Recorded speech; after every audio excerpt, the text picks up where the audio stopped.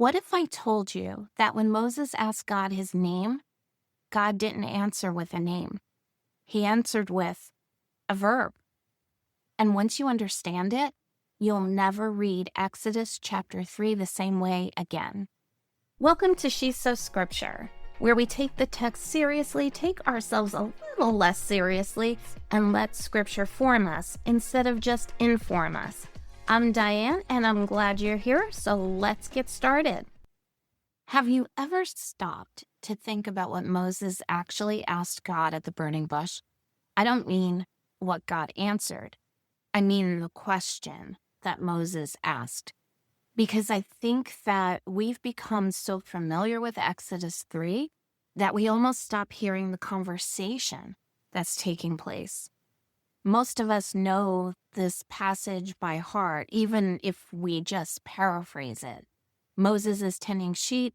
He sees a bush that's on fire but somehow isn't burning up. He hears the voice of God. God tells him he's about to send him back to Egypt. Moses objects several times. Actually, Moses is wonderfully human. I love that about him. And then he asks a question that seems so ordinary that we almost miss how significant it really is. He says, "If I come to the Israelites and say to them, the God of your fathers has sent me, and they ask me, what is his name? What shall I tell them, or what should I say to them?" Now, here's the interesting thing. I don't think Moses is asking, God, what should I call you? I don't think this is the ancient equivalent of introducing yourself at a networking event. Hi, I'm Moses. Nice to meet you. No. Names in the ancient world carried weight. They weren't simply labels. They communicated something about identity, reputation, character, even mission. To know someone's name was to know something about who they were. So Moses is really asking, who are you? How should I describe the God who is sending me? What kind of God are you? Now, if you had been writing this story, how do you think God would answer? Maybe, I am the creator. I am the Almighty. I am the God of Abraham, Isaac, and Jacob, and that would be a really legitimate way to answer him. I am the Holy One. All of these would have been true, but God answers in a way that no one would have expected. He says, Ehyeh, Asher, Ehyeh. Now, we've all heard that translated, I am who I am. And that's a beautiful translation. But can I tell you something fascinating? God doesn't answer Moses with what we would normally think of as a name. He answers him with a verb. I absolutely love this because it means the first thing God reveals about himself isn't a title. It's action, it's being, it's existence, it's life. The Hebrew word is Ehyeh. It comes from the Hebrew verb Ehyeh, which simply means to be. So when God answers Moses, he's essentially saying, I am, or I will be. And right there is where things start getting really interesting, because if you've been around Bible study for any length of time, you've probably heard people confidently say, it means I am. Others might tell you, no, it means I will be. And then everyone picks sides, everyone picks a team. But Hebrew isn't always asking the same questions English asks. English loves precision, past, present, future. We want to know exactly which tense we're dealing with. But Hebrew often paints with broader strokes. Sometimes it intentionally allows a richness that English struggles to preserve, which means Ehyeh can legitimately carry both ideas. I am, I will be. And honestly, I think that's exactly what God intended. Now, before we get into why that matters, I want to show you something that completely changed the way I read this passage, because God's answer in verse 14 didn't actually begin in verse 14. It began 2 verses earlier. Back in verse 12, Moses is still arguing with God. He's telling God why he's the wrong person for this mission. Sound familiar? How many of us have done exactly the same thing? I could raise my hand. Lord, surely there's someone more qualified. Or, I don't speak well. I don't know enough. I don't have the right background. I've been a believer for 5 minutes. Moses gets there first. And God's answer isn't, Moses, you're actually more capable than you think. I love that. Because that's usually how we encourage people. You've got this. Believe in yourself. That's not what God says. He doesn't build Moses' confidence in Moses. He builds Moses' confidence in himself, in God. He simply says, I will be with you. Now, I want you to hear that again. I will be with you. Because in Hebrew, it's the exact same verb, the exact same form. Ehyeh. God promises, I will be with you. And then 2 verses later, Moses asks, who are you? And God answers with the very same word. I don't think that that's accidental for 1 second. It's almost as though God is saying, Moses, you're asking me who I am? You're about to find out, because I will be with you. You will know me by walking with me. You will know my name because you're about to watch me keep my promises. Now that changes the whole conversation for me, because suddenly God's answer isn't just some abstract philosophy.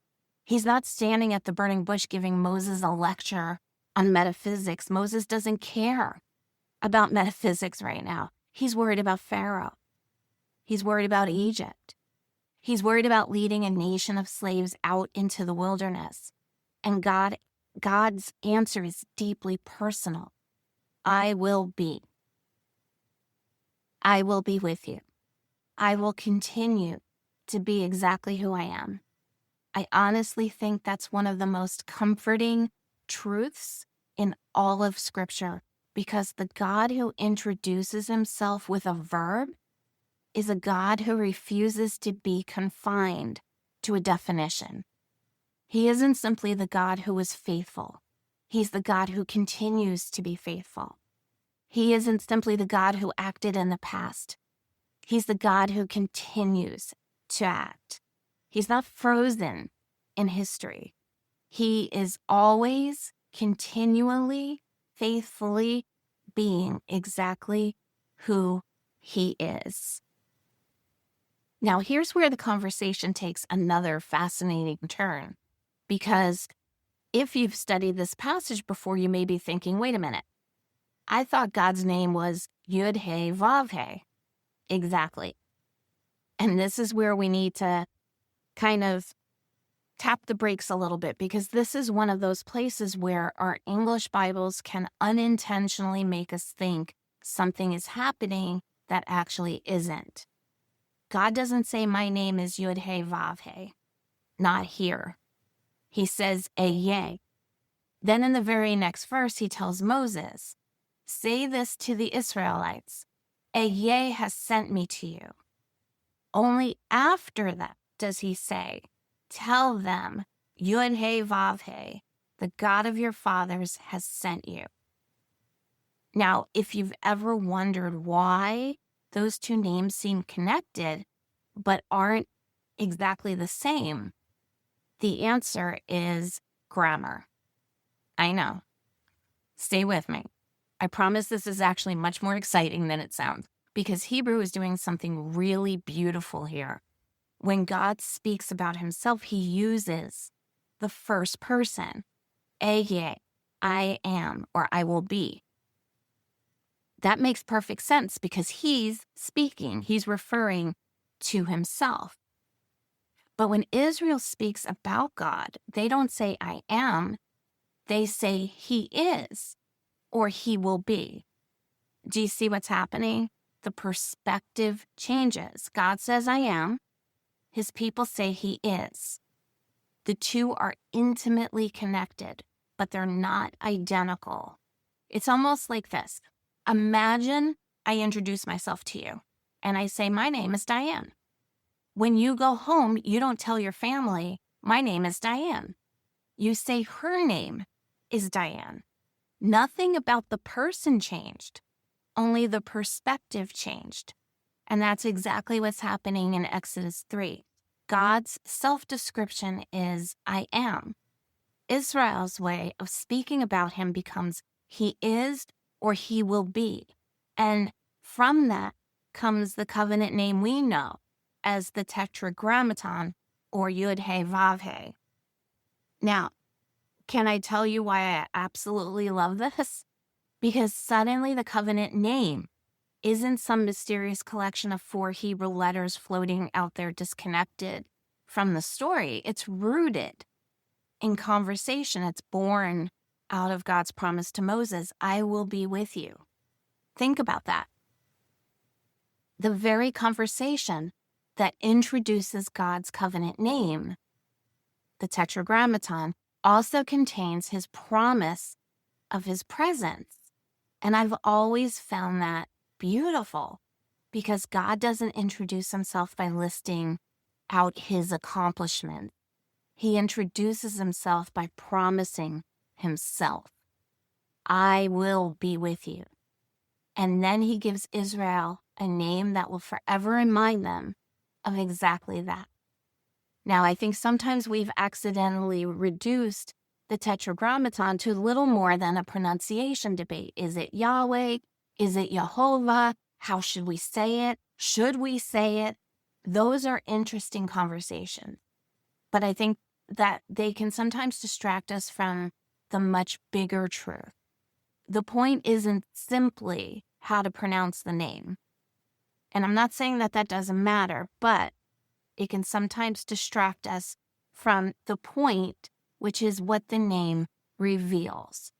Every time Israel spoke that covenant name, they were reminding themselves of the God who is, the God who continues to be, the God whose character never changes, the God who remains faithful, because faithfulness isn't simply something he does, it's who he is. And honestly, I think that's one of the reasons the burning bush is such a fitting place for this conversation. The bush is burning, but it's not consumed. It continues. The fire doesn't flicker out. The bush isn't destroyed. It's almost as though the setting itself is preaching before God ever speaks. Everything around us changes. Empires rise and fall. Generations come and go. Pharaohs live, pharaohs die. Moses was born, Moses will die. But the God speaking from the bush simply is. He doesn't become more faithful. He doesn't become less faithful. He doesn't wake up one morning and decide he's going to be compassionate. He is compassion. He doesn't try to become holy. He is holy. He doesn't aspire to righteousness. He is righteous. Everything that God is, he eternally is.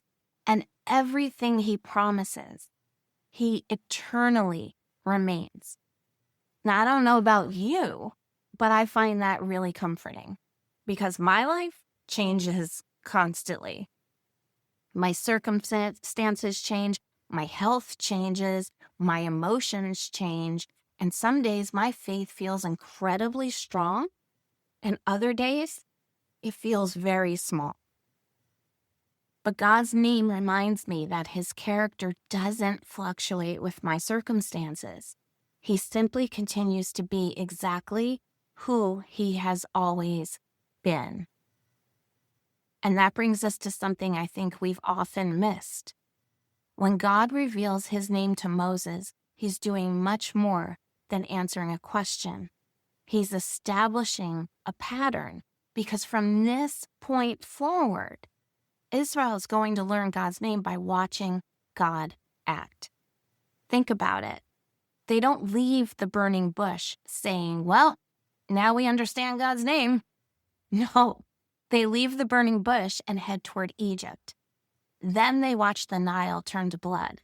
They watch darkness cover the land. They watch the Passover. They watch the sea open. They watch water come from a rock.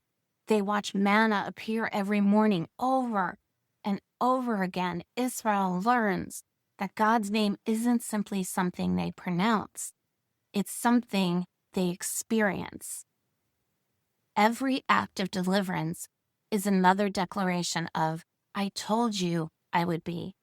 Every fulfilled promise says, I told you I would be. Every covenant kept says, I told you I would be. Do you see why I think the future nuance of Ehyeh is so beautiful? God isn't simply telling Moses who he is in that moment. He's telling Moses, you're about to discover who I am through what I'm going to do. And honestly, isn't that still how most of us learn God? Think about your own life. If someone had asked you 10 years ago, tell me about God's faithfulness, you would have answered one way. Ask you today, and your answer's probably different. Not because God changed, but because you've watched him keep more promises. You've walked with him through more seasons. You've watched him prove himself faithful again and again. And that's exactly what's happening with Israel. The Exodus becomes the great demonstration of God's name. Not because the miracles are random, because every miracle is revealing something about his character. Now, here's another amazing detail. Throughout the Old Testament, God repeatedly says things like, then you will know that I am YHVH. Have you ever noticed that? He doesn't simply say, I am YHVH. He says, then you will know. In other words, you'll know my name because you'll know my actions. You'll know my name because you'll know my faithfulness. You'll know my name because you'll watch me keep my covenant. And that changes the way I read those passages because God's name is never separated from God's character. In Scripture, names and character belong together, which is exactly why taking God's name, quote unquote, in vain isn't primarily about saying the wrong word. It's about bearing his name while misrepresenting his character. But that's another podcast for another day. Now, I think all of this prepares us for one of the most amazing moments in the New Testament, because by the first century, Jewish people knew this story intimately. Exodus 3 wasn't obscure. It shaped the way they thought about God. It shaped the way they understood his covenant. It shaped the way they heard his name. So imagine hearing a Galilean rabbi begin saying things like, I am the bread of life. I am the light of the world. I am the good shepherd. I am the resurrection and the life. Now, I want to be careful here because sometimes we hear those statements and immediately think, well, Jesus is just borrowing a phrase. I actually think something much deeper is happening. Jesus isn't merely using two common words. He's revealing that everything the Father had been showing Israel about himself is now standing in front of them in the flesh. And maybe nowhere is that clearer than John chapter 8. Jesus says, before Abraham was, I am. Notice what he doesn't say before Abraham was, I was. Grammatically, that's what we expect. Instead, he deliberately says, before Abraham was, I am. And what happens? The crowd picks up stones. Now, sometimes people ask, did they misunderstand him? I don't think so. If anything, I think they understood him exactly the way he intended, because they immediately recognized he wasn't just claiming to be old. He was identifying himself with the God who spoke to Moses from the bush. Now, I want to be careful here because I'm not saying every single I am statement in John's gospel is an explicit quotation of Exodus 3. So just to be clear on that, some clearly function as metaphors.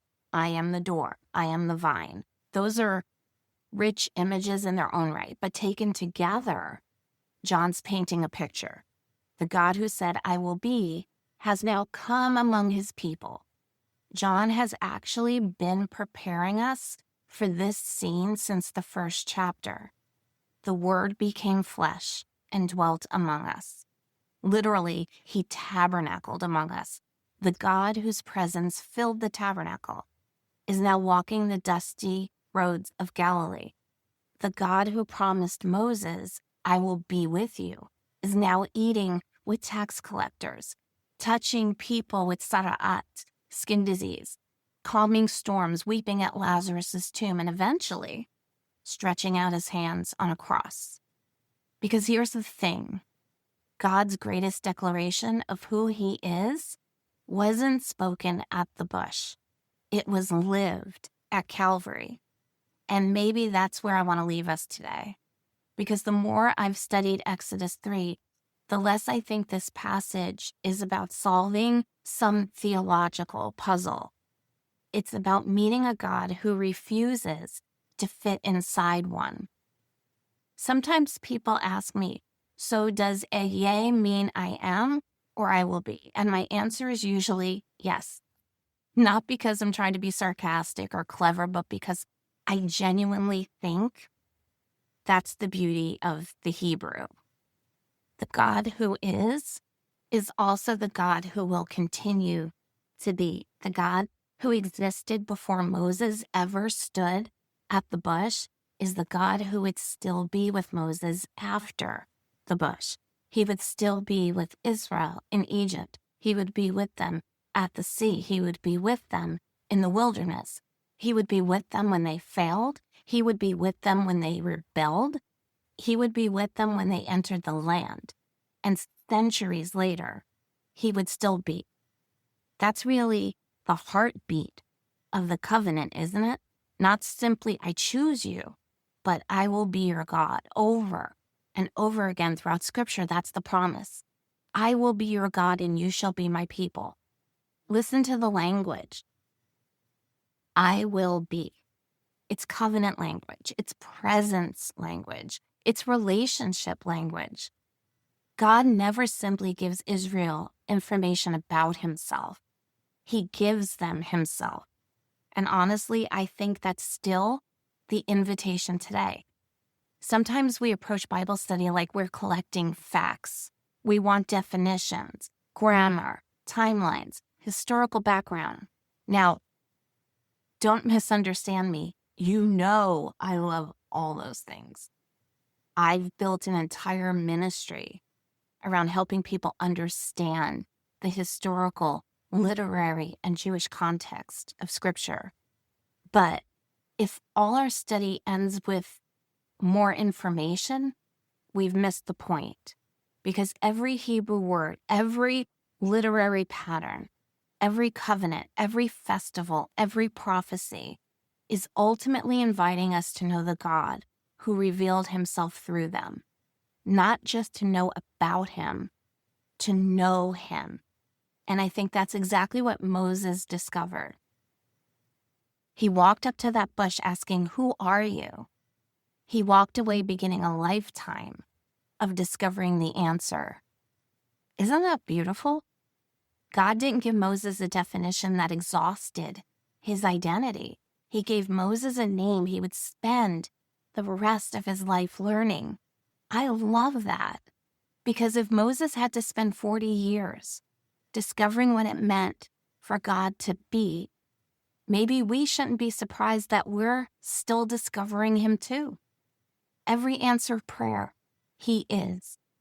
Every unexpected provision, he is. Every moment of conviction, he is. Every act of mercy, he is.